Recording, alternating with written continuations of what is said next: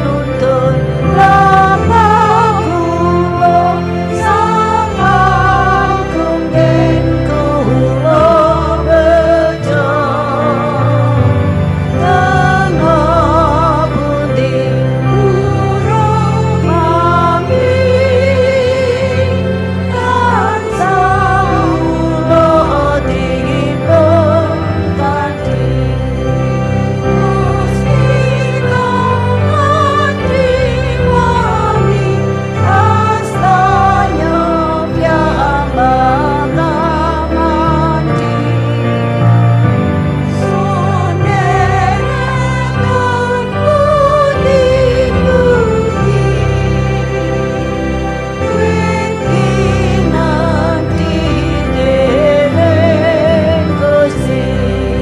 Sugeng enjang para adi yuswa, sugeng pepanggihan malih wonten ing renungan padintenan adi yuswa ing dinten Kemis wagi 13 November 2020. Sumangga dinten punika kita nampeni jejer aja kendu, aja kendu.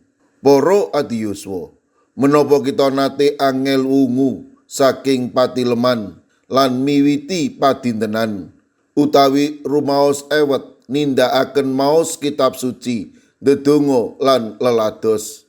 Ing tata gesang kita, raos kendu utawi keset asring tumus tanpa dipun ulemi.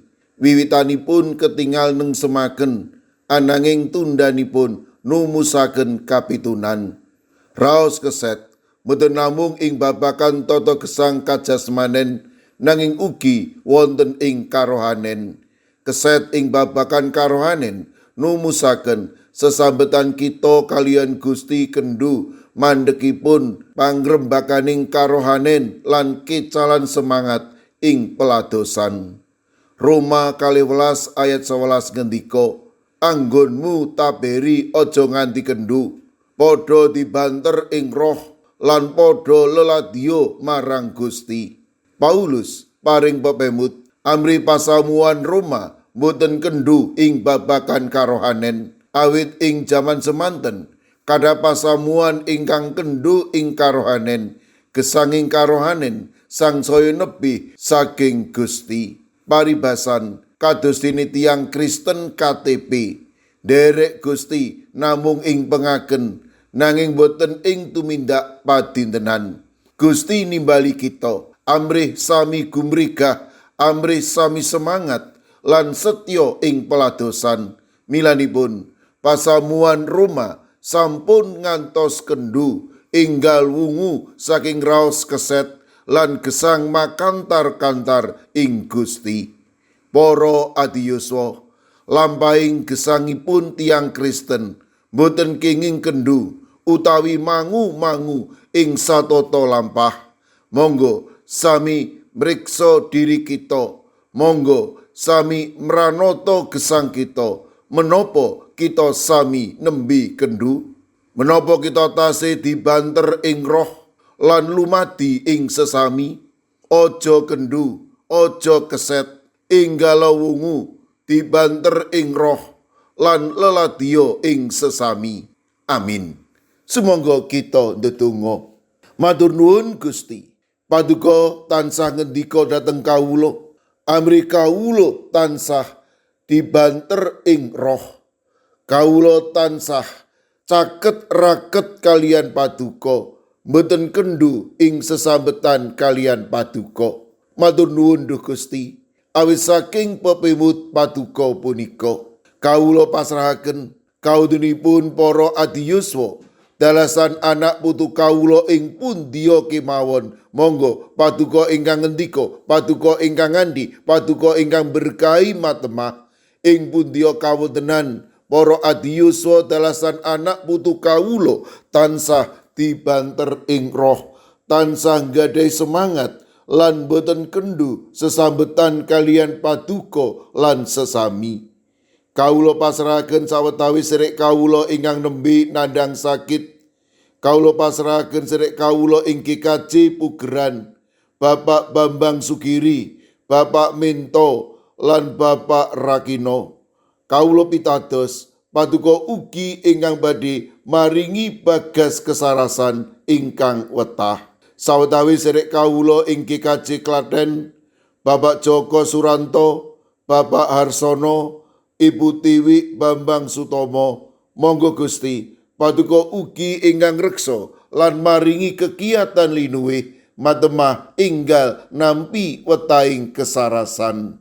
Mekaten ugi kawula pasrahaken sedherek kawula wonten ing GKJ Antp Adum Tresno Agape Solo 3, kawula pasrahaken Ibu Jumini, Ibu Mariah, Ibu Paini, Ibu Juminah, Bapak Kustam, Bapak Joko Wahyu Adi, Bapak Slamet Mulyono, Bapak Sukiman, Mbah Tuminem, Mbah Jan, lan kawula pitados paduka ugi ingkang badhe ngluperaken berkah-berkah bagas kesarasan.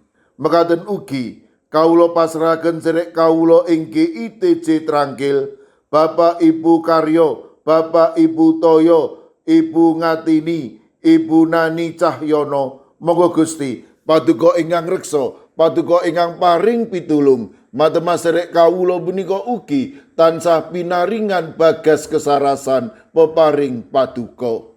Mekaten ugi kawula pasrahaken Ibu Asrori wilayah 7 GKJ Magelang, kawula pasrahaken ugi Bapak Andika putra mantunipun Bapak Kris Susianto wonten ing wilayah 6 GKJ Magelang. Monggo Gusti paduka ingkang makarya matemah Bapak Andika menika inggal nampiya wetahing kesarasan peparing paduka. Kawula pasrahaken Bapak Budiono wilayah sekawan GKJ Magelang ingkang wedal sakmangke nembe nandhang sakit. Monggo Gusti paduka ingkang reksa, paduka ingkang ngiyataken lan paduka ugi ingkang maringi bagas kesarasan. Kawula pasrahaken Ibu Wahyuningsih Wakijan wonten ing GKJ Ngablak ingkang wedal sakmangke wonten ing pemulihan. Kawula pasrahaken warga GKJ Sragen, Bapak Adi Sungkono, Ibu Astuti Purnaningsih,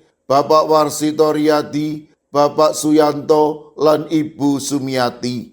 Kawula pasrahaken warga GKJ Magelang, Ibu Ediati Sarmo, Mbak Cilik, Ibu Pratiwi, Bapak Mangku ingkang ugi nembe nandhang sakit. Mekaten ugi Ibu Otniel Ngatius ing Wonosari, Bapak Edi Mursetyo ing GKJ Kabluk, Bapak Yohanes Kuncoro wonten ing GKJ Immanuel Solo, Bapak Wijongko ing GKJ Sedayu, Bapak Sudiat, Bapak Paminto Saputro ing GKJ Wedi. Kawula pasrahaken ing GKJ Krapyak sedherek Setianti, ing GKJ Mijen Ibu Purwaningsih Sunaryo, Ibu Elizabeth Indarwati, Bapak Bambang Setyo Margono, Bapak Moses Taji, Bapak Budiman Gultom, ing Banyumanik Bapak Daniel Agus Suwarso, Ibu Arung Puji. Kawula pasrahaken Bapak Minto Taruno ing Pugeran. Mekaten ugi sedherek kawula ing GKJ Pamung Utomo Kalinegoro, Bapak Martiono, Bapak Margono, Ibu Marsudi, Ibu Sri Widardi lan Bapak Harto. Kawula pasrahaken Bapak Wiryo Sumarto ing GKJ Tlepok, sedherek Esti wonten ing Wonocatur. Kawula pasrahaken sedherek kawula wonten ing Semarang Barat, Ibu Lini Sutopo. Sedherek kawula wonten ing GKJ Ungaran, Bapak Hono Hadi Prasetyo, Bapak Resdiarto, Ibu Ratiningsih, Ibu Dewi Teguh, Ibu Kristini Sunaryo, Ibu Suhantini Hadiono, sedherek Dwi Putro, Ibu Sugito, Bapak Sembiring, Ibu Surisno, Ibu Munarti, lan Bapak Ibu Tukiman. Lan kawula pasrahaken ing GKJ Tuban, Bapak Yohanes Mudadi, ing GKJ Wonosobo, Bapak Lazarus Samijan, Ibu Endang Sarjono, Bapak Yusuf Sunaryo. Kawula pasrahaken Ibu Lasiem ing Gundang Winangun, Eyang Sarwito ing GKJ Ngalian, lan ugi Ibu Wahyono wonten ing GKJ Plengkung. Kawula pasrahaken para adiyuswa lan sinten kemawon ing awedasak mangkin nembe nandhang sakit kawula pitados paduka ingkang badhe nyarasaken matemasrek kawula menika pikantuk bagas kesarasan ingkang wetah. Kawula pasrahaken sedaya pandonga lan pasambat kawula wonten ing asta paduka Gusti kawula Yesus Kristus. Amin. Sumangga para adiyuswa kita tutup pepanggihan kita renungan padintenan adiyuswa kanthi ngrepekaken kidung. Sumangga.